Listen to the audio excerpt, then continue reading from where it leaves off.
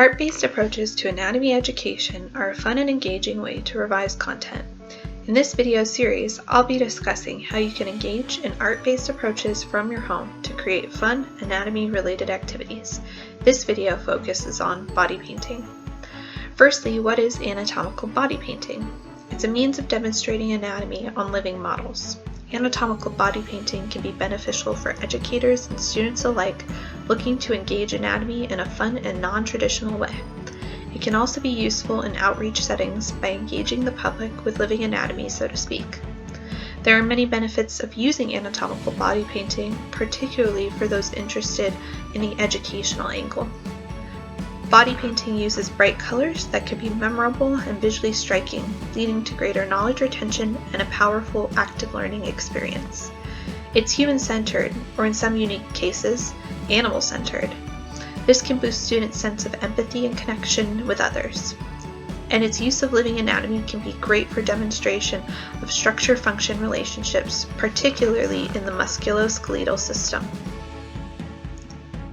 Those who work with health professions education students, the focus on gentle palpation and thinking critically about surface anatomy can allow for key clinical connections to be made during body painting.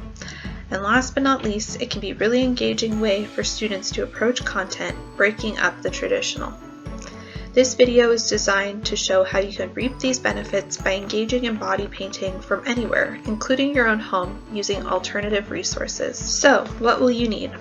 Water-based hypoallergenic body paints are great if you can get your hands on them, but simple makeup works well in a pinch. Bright colored makeup is also something many might already have or is very easily found in most pharmacies and even grocery stores. That's what I'll be using in this video. The materials are used were some varying colored eyeliner pencils and a cheap but colorful eyeshadow palette. Additionally, a sharpener for pencils might be useful. I used bright colors, but feel free to be creative. More natural tone shades could lend to a more realistic painting if that's your preference.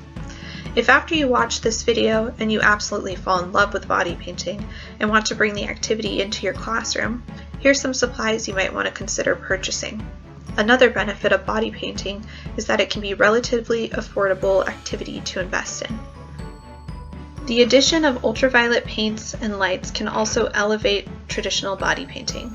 Ultraviolet or UV body painting adds depth to standard painting. It also creates great means to label structures, with labels being less obvious until UV light is shown on them. Some wet UV paints also create a more visceral effect, which is particularly useful for visualizing muscle movements. Lastly, it's worth noting that UV paints stand out with ease on all skin tones, supporting inclusionary teaching. But back to our at-home body painting. Most of us don't have access to UV paints or lights, so we'll just be using the makeup approach in this video.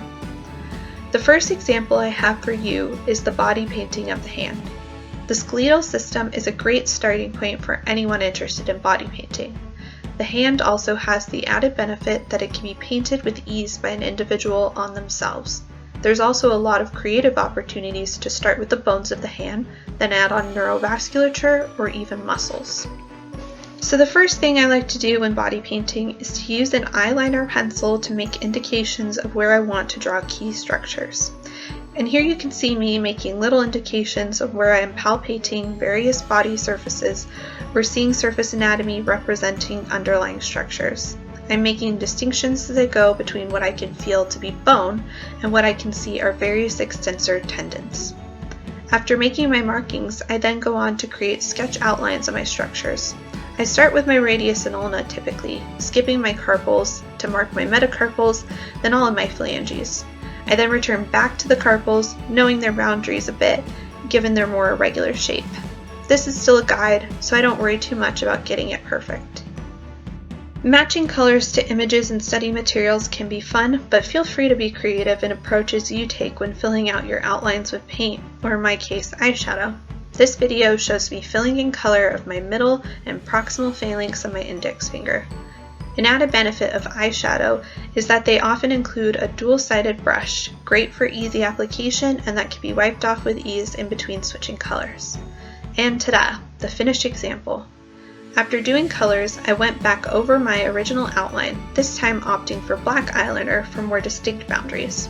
Because I am also only doing skeletal structures, I've added some darker eyeshadow shading just for a bit of artistic flair and to create some depth. Here's some example images of what this activity can look like with actual body paints. This is from a medical education conference where participants could try out body painting for themselves.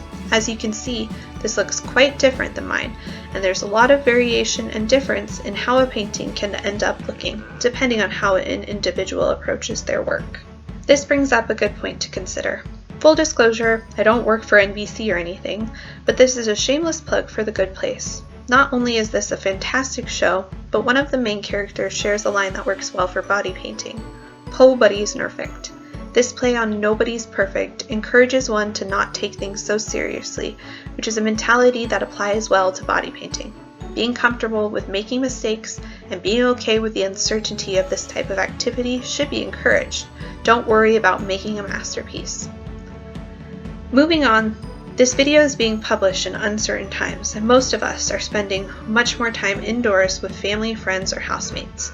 Body painting can be a great group activity for all. The following face body painting activities work well if done on another person, but could also be done with oneself with the use of a mirror if you're sheltering in place solo. So with that in mind, I've recruited my lovely sister, seen here. That thumbs up signifies that she's agreed and consented to being my educational assistant. Consent is key, always in any body painting activity. This may also be a fun way to educate your family and friends on anatomy in an approachable way, but full disclosure, my sister preferred to be watching Parks and Rec while I worked on painting her face. But more power to her, it's another great show. In the next few weeks, I'm teaching an introduction to cranial nerves with my students, so I thought some cranial nerve face painting seemed apropos. Also, shout out to my students, you guys rock. Hope you're going to try out this supplemental activity in addition to your online lectures. I decided to start with the trigeminal nerve, depicting its three major branches to show the sensory dermatome distribution. Dermatomes are another great topic for body painting. This video shows again starting out with my sketching technique. Using image references, I'm drawing my ophthalmic branch area, but I'm only doing half the face, hence the addition to the midline markings. I'll then go ahead and use my eyeshadow palette to fill in the face with all over color. And here we have the finished product. As you can see, I've also used a colored eye pencil to do some simple labels to indicate the Roman numerals for each of the divisions. On the other side of the face, I've decided to do a painting showing another cranial nerve branches with the 5 major facial branches of the facial nerve. These facial nerve branches are a bit simpler to paint. I started with the parotid gland lateral posteriorly, since it is a key anatomic relationship with these branches. Then I drew the branches themselves and added a letter to indicate their names.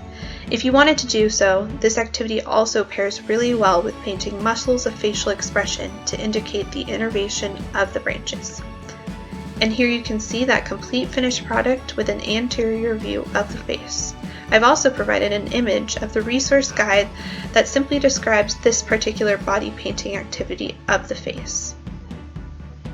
So those are the 2 examples of body painting at home I wanted to showcase in this video. If you're interested in learning more, firstly, we have a Twitter account at PaintMe13, which posts examples of body painting in many different settings. This account is run by Professor Gabrielle Finn, Director of the Health Professions Education Unit at the Hull York Medical School. Professor Finn is an expert in anatomical body painting, leading the way in pedagogical examples, outreach, and research on the topic. You might be wondering who the girl obsessed with NBC comedies is narrating this video.